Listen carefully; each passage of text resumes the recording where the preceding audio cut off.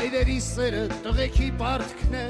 Տիկին Գայանեն աչքը պատուհանից չի կտրում, հենոն ուր որ է կգա։ Սկզբում օրերն էր հաշվում, հետո շաբաթները, անցան նաև ամիսները, վերջին րոպեներն են, իր զինվորը տուն է գալիս։ Մանավանդ այս 10 օր անընդհատ ասում եք մնաց 10 օր, շատ դժվար էր անցնում։ Հուզմունքից որդու նկարներն է դիտում 730 օր առաջ հունվարին ճանապարհեց ծառայության։ 2 տարի անց նույն օրը Հենրիկը վերադառնում է։ Մոր զանգերին միշտ նույն կերպ էր պատասխանում։ Ինքնազգացողությունը գերազանց։ Զգում էի, որ ձայնը մի տեսակ էր, ասում եմ հիվանդ ես, չէ, ասում եմ նորմալ է, ասում եմ ճիշտն ասա, որ իրոք ոչ մի բան չկա։ Զորամասից դուրս է եկել, ուր է հասել, բարեկամներն են անհանգստանում։ Ագարակից ճանապարհ է ընկել առավոտյան, մոտ 400 կիլոմետր անցել է, քաղաքում է։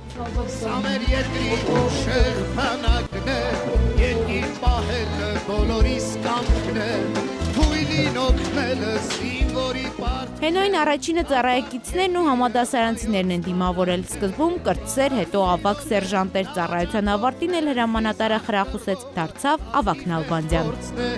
Երկիր սիրելը կռվողի գործն է։ Հենոյին ինձ ասեց սովորական։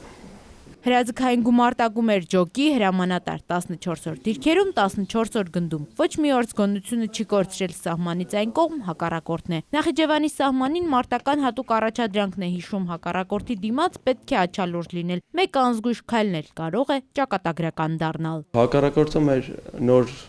հենակետ էր տեղադրել, մենք կարողացանք այդ հենակետը նորից հետ վերցնենք իրանց ձեռքից։ Եվ մենք ամրացրեցինք ավելի այդ հենակետը։ Ծառայությունից պարգևներով է վերադարձել զինգրքույկում հատուկ կնիքով լավագույն զինվոր մարզիկն է, քաջարի մարտիկը եւ բանակի գերազանցիկը։ Սատարասանում արտական հերթապահություն իրականացնելու համար։ Գերազանց մարտիկն ու մարզիկը զինվորական համազգեստը կհանի ու սպորտային կարիերան կշարունակի։ Հենրիկը անվանակից Դորտմունդի Հենոյի ուղին կշարունակեր, եթե ֆուտբոլային կարիերայի կեսին չստանար չարաբաստիկ վնասվածքը։ Որոշել է հոր նման միջազգային առաջատար մրցավար է դառնալու։ Իմ համար ամենակարևորը իմ համար այդ լավագույն զինվոր մարզիկն է։